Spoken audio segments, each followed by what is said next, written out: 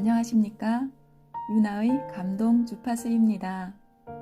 오늘은 영혼을 위한 닭고기 스프의 1편에 수록된 어린 소년입니다.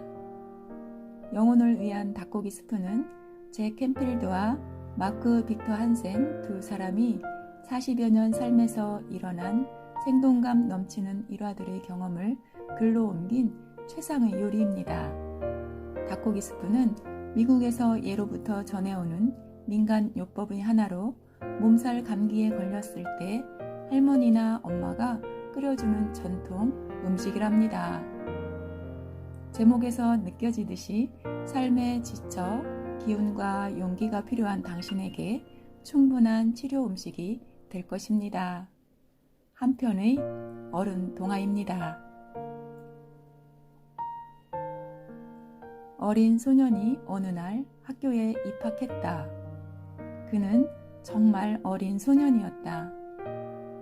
그리고 학교는 소년에 비해 무척 컸다. 하지만 정문을 지나면 곧바로 자기의 교실이 나타난다는 것을 알고 어린 소년은 행복했다.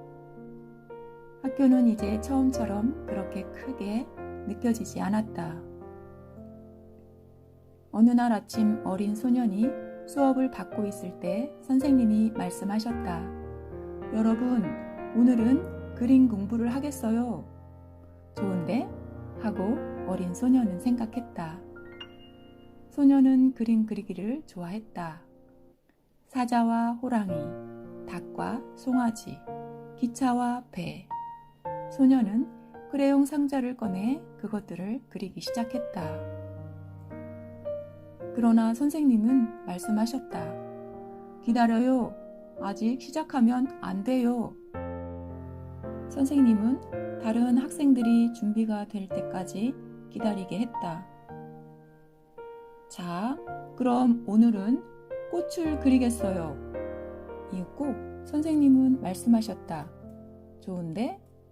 하고 어린 소년은 생각했다. 소년은 꽃 그리는 걸 좋아했다. 그래서 분홍색과 노란색과 파란색 크레용으로 아름다운 꽃을 그리기 시작했다. 그러나 선생님은 말씀하셨다. 기다려요. 내가 여러분에게 어떻게 그리는지 가르쳐 주겠어요. 선생님은 칠판에다 꽃 한 송이를 그렸다. 그것은 초록색 줄기를 가진 빨간색 꽃이었다. 선생님은 말씀하셨다. 자, 이제 시작해도 좋아요. 어린 소년은 선생님이 그린 꽃을 바라보았다. 그리고 자기가 그린 꽃도 바라보았다. 소년은 선생님이 그린 것보다 자기 것이 더 좋았다. 그러나 소년은 아무 말도 하지 않고 새 종이를 꺼내 선생님이 시범을 보인 것과 똑같은 꽃을 그렸다. 초록색 줄기를 가진 빨간색 꽃이었다.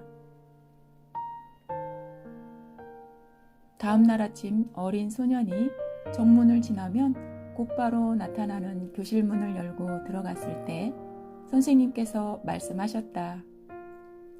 여러분, 오늘은 찰흙으로 뭔가를 만들어 보겠어요.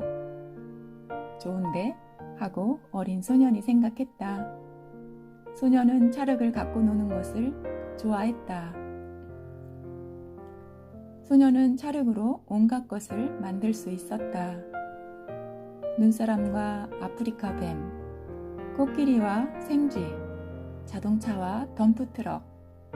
소년은 찰흙을 공처럼 만들어 길게 잡아 늘리기도 하고 손바닥으로 둥글게 말기도 했다. 그러나 선생님은 말씀하셨다. 기다려요.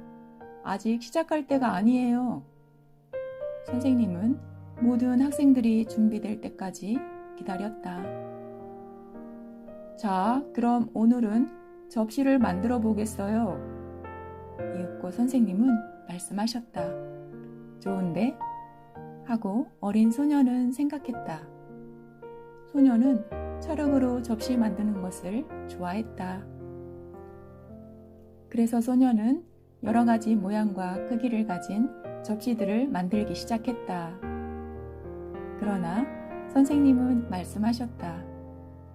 기다려요. 어떻게 만드는 건지 내가 보여주겠어요. 그러고 나서 선생님은 모두에게 바닥이 깊은 접시 하나를 만드는 법을 보여주었다. 선생님은 말씀하셨다. 자, 이제 시작해도 좋아요. 어린 소녀는 선생님이 만든 접시를 바라보고 또 자신이 만든 접시를 바라보았다. 소녀는 선생님이 만든 것보다 자기 접시들이 더 좋았다.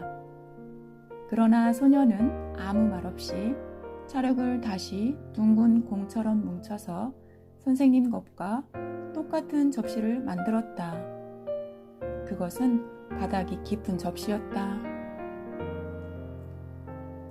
머지않아서 어린 소녀는 기다리는 법과 지켜보는 법과 선생님과 똑같은 것을 만드는 법을 배웠다. 그리고 머지않아서 소녀는 더 이상 자신의 것들을 만들 수 없게 되었다. 그러다가 어린 소년의 식구들은 다른 도시에 있는 다른 집으로 이사를 가게 되었다. 그래서 어린 소년은 다른 학교에 다녀야만 했다. 이 학교는 전의 학교보다 훨씬 더 큰 학교였다. 그리고 정문에서 곧장 교실을 향해 걸어갈 수도 없었다. 어린 소년은 높은 계단들을 올라가서 긴 복도를 한참 걸어가야 자기의 교실로 들어갈 수 있었다. 첫째 날 선생님이 말씀하셨다. 여러분, 오늘 우리는 그림을 그려보겠어요. 좋은데? 하고 어린 소녀는 생각했다. 그러고 나서 소녀는 선생님이 어떻게 그리라고 말할 때까지 기다리고 있었다. 그러나 그 선생님은 아무 말도 없으셨다. 그냥 교실 안을 걸어 다니기만 하셨다.